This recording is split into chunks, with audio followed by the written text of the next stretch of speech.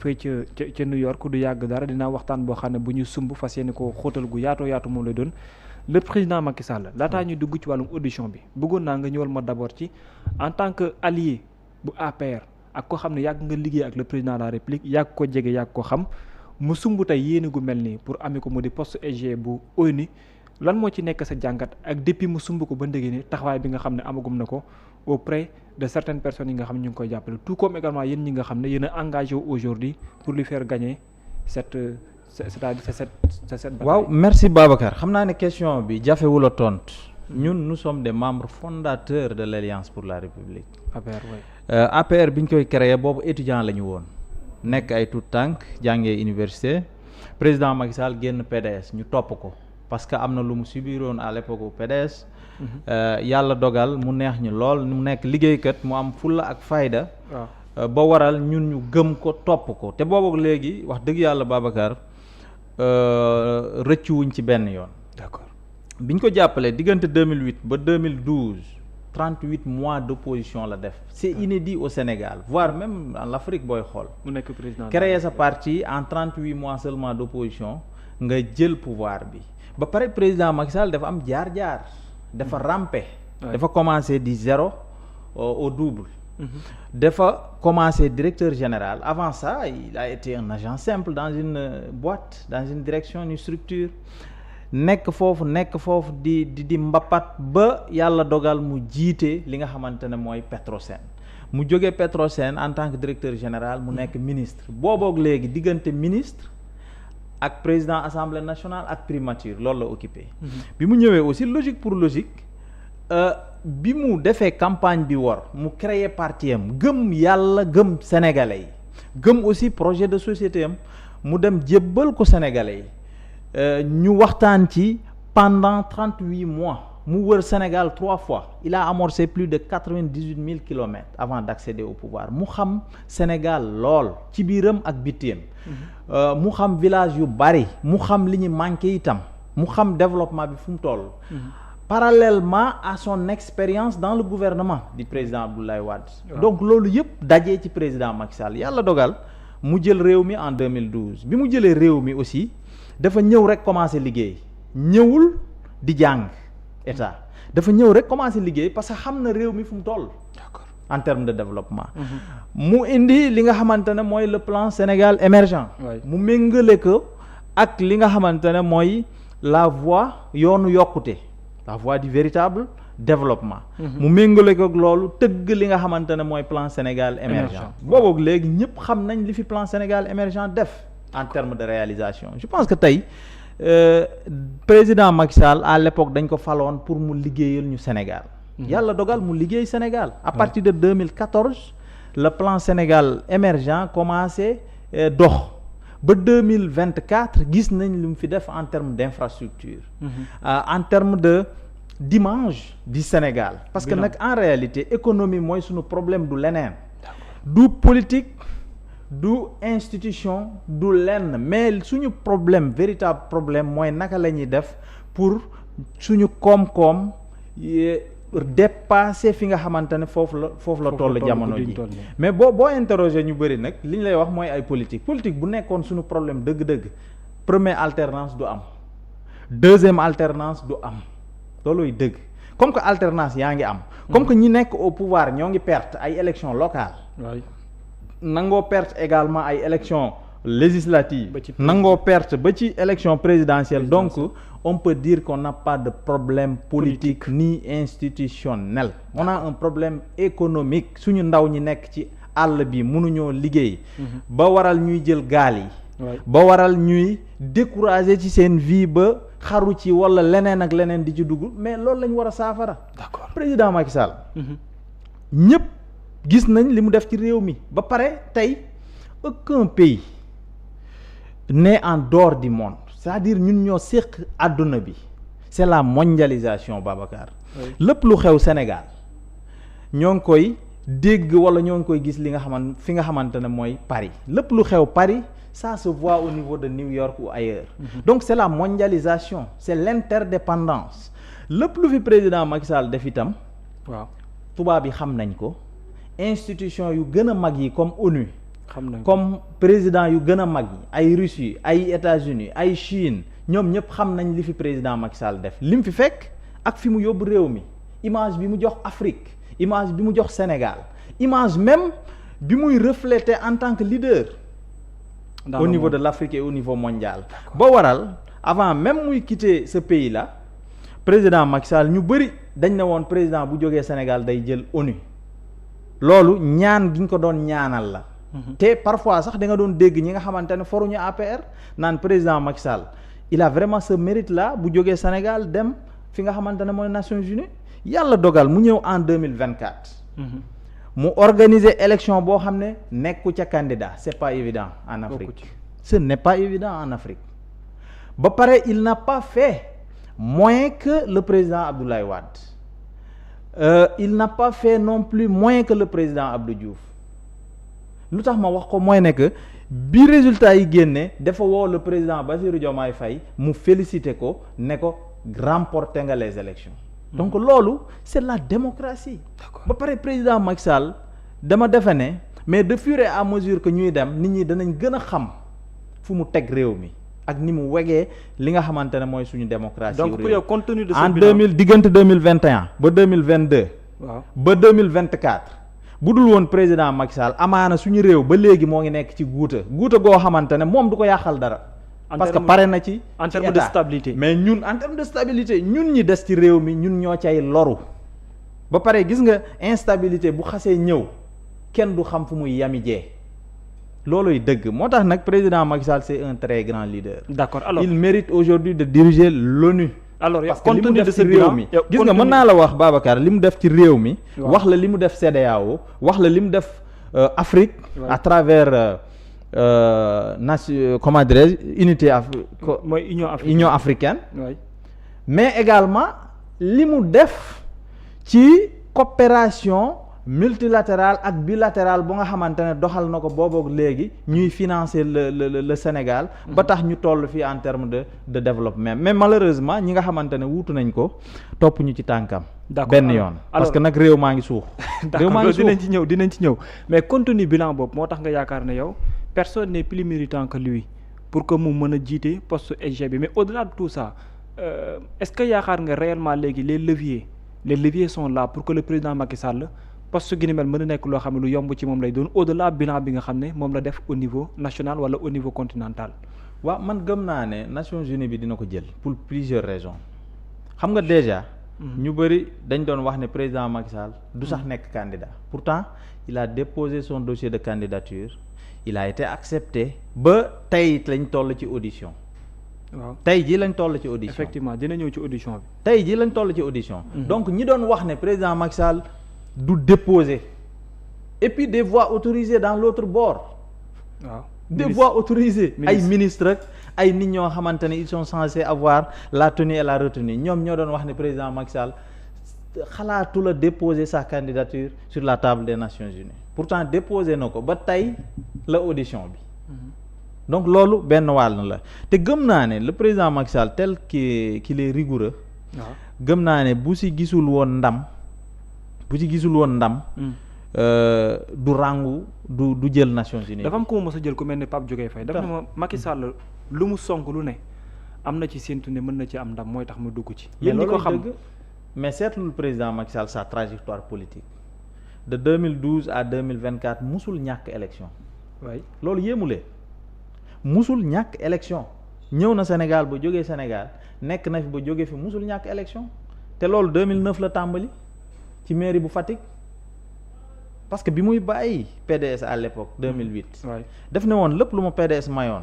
dama koy delloo jébbalaat naa ko waa PDS dem naa wuti bi mu demee wuti mairie Fatick gee lañ ko njëkk a joxaat parce que foofu la nekkoon candidat au niveau des locales. commencer par sa zone d'abord. il a commencé par sa zone di SME ba au niveau. Du chemin de l'État ba pare élection yi mu fi mos a organiser c'est plus de 12 élections yëpp la gagné élection ay législatives présidentielles d'abord législatives locales au conseil des collectivités territoriales donc élection yu mu fi mos a organiser rek gagné na ko mais 2024 il n'a pas été candidat loolu lay nit ñi di fàtte. alors président Macky Sall mosul ñàkk élection. loxo bi c'est parce que il est rigoureux.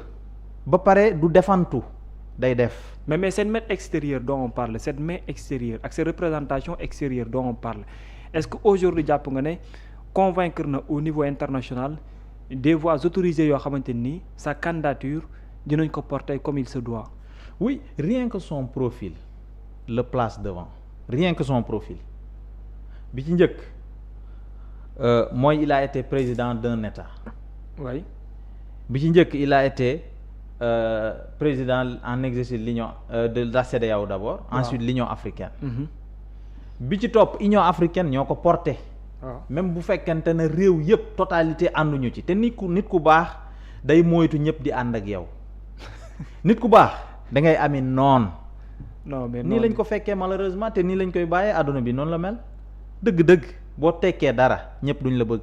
waaw loolu dëgg la looluy dëgg en Afrique ñi ànd ak moom daanaka on peut dire que presque la totalité à part le Sénégal ak quelques-uns des pays te loolu géostratégie la xam nañ lu tax ànduñoo ak président Macky Sall par exemple Maroc ak Algérie du ñu far benn boor Maroc bu ànd ak yow jàppal ne Algérie mën na bañ a ànd ak yow. c'est pour des conflits. c'est pour des conflits Congo gële. ak Rwanda. jàppal ne Rwanda bu ànd ak yow Congo mën na bañ a ànd ak yow. c'est pour des conflits entre nations. c'est pour des conflits entre nations. effectivement. looluy dëgg gis nga Afrique du Sud gële fi mu nekk ak réew yi ko wër les pays satellites ñu ci bëri fi Afrique du Sud fa la ñuy far Afrique du Sud bu àndut ak yow jàppal ne réew yooyu mën nañoo bañ a ànd ak yow. mais li président Macky Sall am ci Afrique néew na président bu ko yóotu ba am ko. mais le Sénégal un pays son pays d'origine son pays de naissance. oui yow xam nga ñun qui ne se manifeste pas positivement compte tenu de son objectif. c'est malheureux Babacar. est-ce que loolu également c'est pas tamit benn poids bu am doole. compte tenu li nga xam ne moom lay wuti ji. ak loolu tam lan moo ko mën a expliquer réellement. Babacar c'est malheureux gis nga dans l'Afrique. oui daanaka les 98% ànd nañoo ak président Macky Sall les 2% ñi àndut ak candidature président Macky Sall loolu gàcce la ñu ne Sénégal ca la bokk. man ki ma bett dëgg-dëgg mooy le président Bassirou Diomaye Diakhar Faye moo ma bett en réalité. lu tax mu bett ba léegi nag il ne s'est pas exprimé par rapport à cette candidature là. mais day yónnee à travers la bett diplomatie. je pense que ministère des affaires étrangères ñoo fi bindoon benn affaire pour dire que l'État du Sénégal wala le Sénégal n'a pas été impliqué ni de près ni de loin à cette candidature loolu moo tax peut-être jàppuñu ci. parce que nee na ñoom président Macky Sall impliqué wul leen. mais ba léegi impliqué na leen parce que président Macky Sall da leen a bind. looloo gën a dee xam nga bind day des. dafa jël bataaxal. bind xaatim yónnee ko président Bassirou Diomaye Diakhar Faye ne soxla na Nations Unies dafa bëgg mu jàppale ko en tant que chef de l'État président de la République du Sénégal tontuwu ko. mais gis nga les agitations par exemple du premier ministre Ousmane Sonko loolu mënul bett kenn bettul kenn itam les agitations de certains ñoo xamante ne ils sont dans Pastef bettul kenn mais gëm naa ne am na ay nit ñu baax ñoo xamante ne peut-être Pastef lañ far mais ils doivent être déçus dégoûtés par ce comportement des gens de certaines personnes de Pastef. mais en réalité Babacar gis nga suñu bang ci biir réew mi fii la war a yam mais bu ñu demee ba jéggi frontières yi dañu war a nekk benn ànd pour yóotu leneen loo xamante ne boo ko amee réew mi nga ko amal en réalité. est-ce que tam lii du diplomatie Sénégal la ñuy féete boobaa. du dellu boobaa tam ressources humaines sénégalaises la ñuy féete su boobaa parce que danañ wax ne sénégalais yi xarañ goo xamante ne dem nañ ba jiite li nga xamante ne mooy Nations Unies. loolu fierté la ci yow Babacar. bien sûr fierté la ci man fierté la ci keneen même bu dul woon président Macky Sall bu doon keneen la Sénégal gépp dafa waroon a maase jàppale ko rawatina ki nga xamante ne wax dëgg yàlla waxu fi kenn dara defu fi kenn dara lu dul il a été président def na li mu war a def te ñëpp gis nañ li mu fi def en termes d'infrastructure. mais le président de la République moom le contraire la gis parce que moom bien avant muy accéder au pouvoir li mu gis mooy. yàqute daf fee am le président de la république Macky Sall moo ko def même ba mu toogee ci nguur gi toog na ne am na yeneen yu muy nekk di def en tant que président de la république yu mu yëg la est-ce que nekkul yooyu yëpp bu ñu ko boole moo nekk cocktail boo xamante ni ñoom moom lañ supporté wul sur la personne ba tax ñu ne duñu am support bi war derrière lui. xam nga on est dans une démocratie waaye nit ki lu ko neex wax. Malheureusement loolu mooy inconvénient souvent démocratie ki la war a wax dalay wax ki la warut a wax dalay wax. Malheureusement loolooy inconvénient démocratie ñi nekk ci réseau yi wala ñi nekk ci plateforme yi di saaga nit ñi di wax nit ñi naka su dul noonu mais en réalité il ne devait même pas avoir droit au chapitre. ñu ci bari. parce que saaga amu fi wàll nekk ci réseau yi di wax naka su dul noonu amu ci wàll te yow xamoo dara ba dara booloo jeex musoo xam tous mais président Macky Sall képp ku ko bañ ci réew mi dama jàpp ne logico.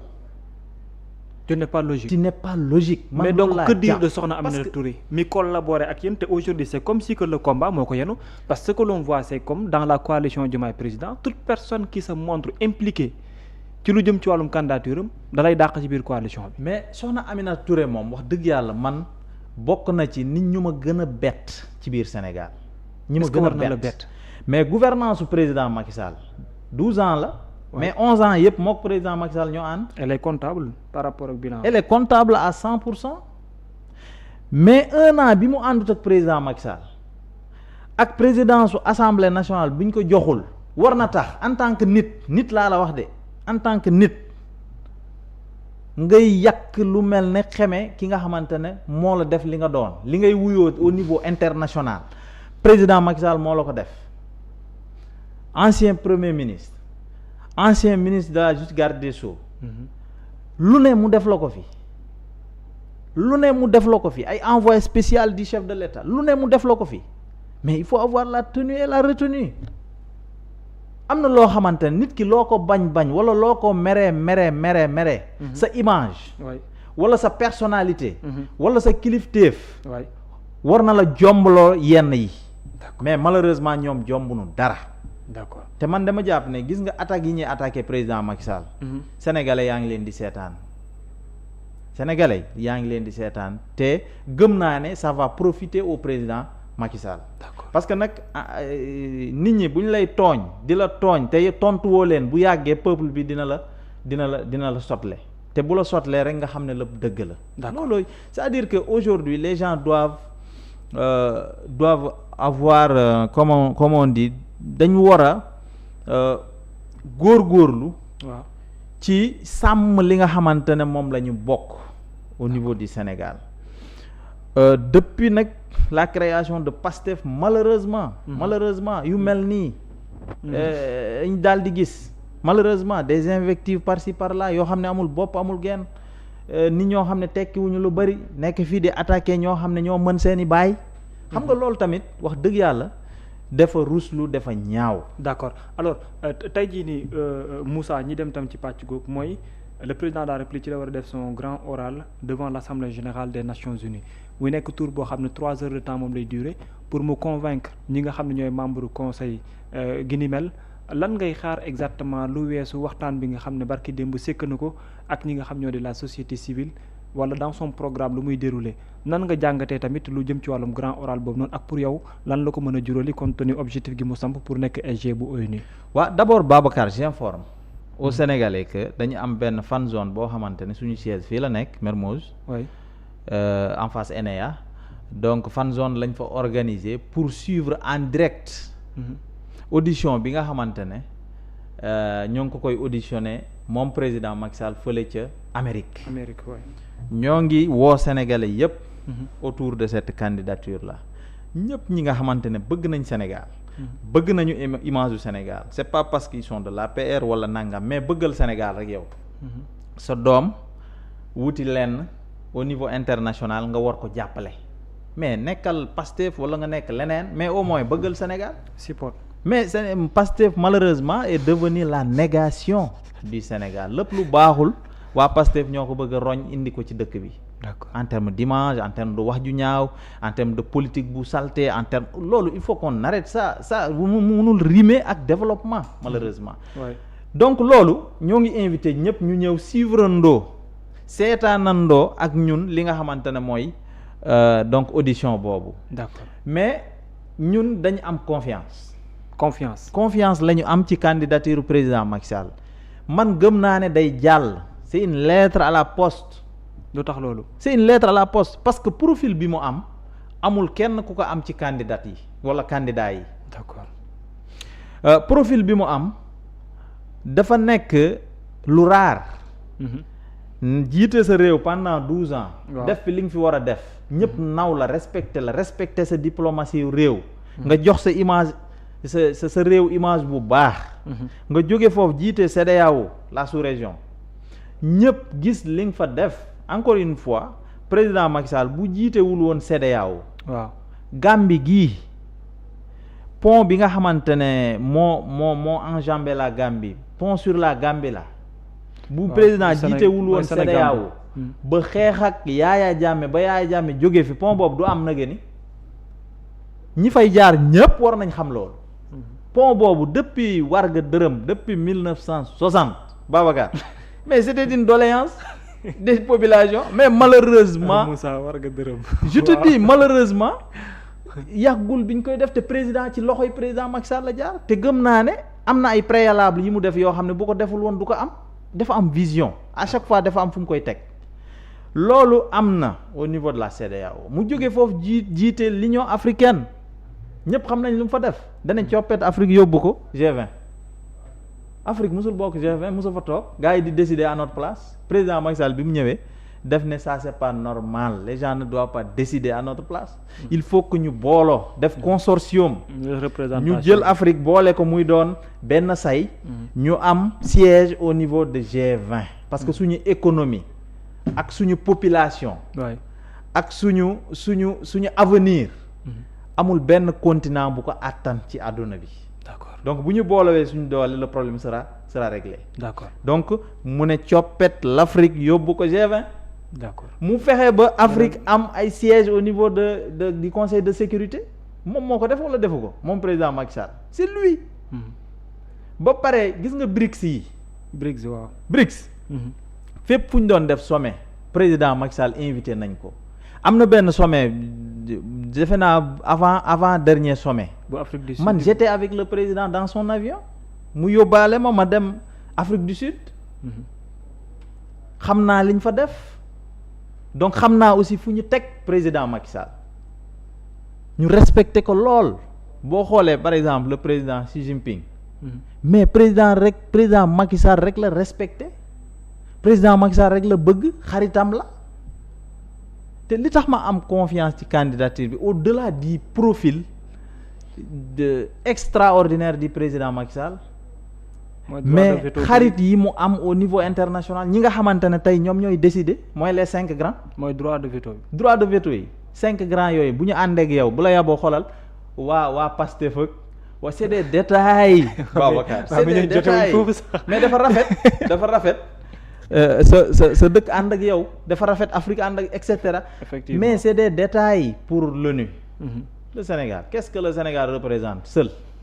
non foofu kay moom yegg ban voix la fa président Bassirou Diomaye Faye am ban voix la fa Ousmane Sonko am balaa maa dee la dernière fois gis naa muy attaqué Donald Trump. mais loolu lan la ci Sénégal di gagner mais il faut peser le pour et le contre c'est pas parce que yow bëgg nga booy yi nekk fi dina naan guerrier nga nangam yaa ngi attaqué et cetera les gens ont dépassé cette étape là Babacar le monde là a besoin des gens intelligents. D'accord. Le Sénégal a besoin des gens intelligents dans des situations pareilles. D'accord. Mais Donald Trump ñu bëri d'accord ñu lu muy def mais au moins une personne autorisée une personne officielle du Sénégal ne doit pas dire certaines choses xam nga léeg-léeg damay naan sax gis nga Pastef. pourtant moom dañu. Pastef est en train de faire li muy def moo gën a gër parce que moom saaga ab Pape sax def na ko daanaka. kooku aussi parfois dans les règles du jeu est-ce que réellement dama ne la suñu yoon newu ci loolu lu ci suñu yoon Babacar mais Donald Trump na saaga ku ko neex mais ñun ci phase du développement phase du jóg leen toll ñoom dañoo jeexal ba xamatuñu lu ñuy def lu dul yooyu peut-être ñun ci développement leen toll pour aar suñu njaboot gi nekk ci pauvreté extrême mais il faut être intelligent bu ñu tollee fenn fii bu ñu neexee boxante ak suñuy morom dóorante ak ñooñu mais tollooguñu foofu il faut être intelligent Babacar. D'accord. Il faut être intelligent. D'accord alors lu jëm ci wàllum soutien bi tey jii taxawaay bi gis nañ ñenn ci waa APR ñenn ñi sax ñi ko seen temps may ak yeneen yi def nañ déplacement dem nañ foofee ca Washington pour fas yéene koo jàppale mais dama la bëgg a poser benn question bi spécifique la France ak cette candidature lan moo ci sa gis-gis ak pour yow lan mooy nekk taxawaay gi ñu ci war a mën am. waaw xam nga la France dafa yàgg jàppale Sénégal loolu la nit ñi xamul ba pare France ñun on veut bien être vraiment des gens ñu moom suñu bopp. autonome indépendant. ñu am suñu indépendance su dëkk pas dëkk mais ñu am suñu autonomie yu bopp mais nañu waxante dëgg amaguñu cette autonomie là yow Babacar joxoo sa bopp lekk Sénégal joxu la lekk rek lekk dañ koy jéggaane fa lañ toll malheureusement énergie li fa président Macky Sall defoon mais dara yokkuwu ci fekk na 500 mégawatts la ñu amoon en 2012 mu yóbbu ko triplé ko yóbbu ko ba 1500 mégawatts mais loolu moo fi tege ba léegi bu wàññeekuwul amul lenn lu ci yokk parce que gisuñu benn initiative bu ci tege amul Babacar donc yu mel noonu quand tu es dépendant il faut savoir le gérer le régler avec intelligence. France du sunu morom malheureusement on veut bien être autonome et cetera mais France il faut que ñu naxanteeg moom koo xamante ne mën na la jàppale yow xoolal li positif ci moom nga am ko moom bu la bëggee nax mais tu es assez intelligent pour nga bañ ko. coopération gagnant moo fi war a am te gëm naa ne gagnant la coopération bi nekk depuis belle lurette. ba fi ñu toll ñii ñoo fi nekk rek di garaaw lu naan ils ont coupé et cetera mais boo coupé avec la France mais tu te tires des balles dans tes pieds. D'accord. Il faut être intelligent. D'accord. Aujourd'hui man gëm naa ne ay ñoom Sonko ak ay ñoom Pastef ak ils sont en train de faire une excellente campagne pour le président Macky Sall. Trump war a jàppale président Macky yow ngay dem di attaquer Trump mais Trump day gën a baral jàppaleem ci président Macky Sall.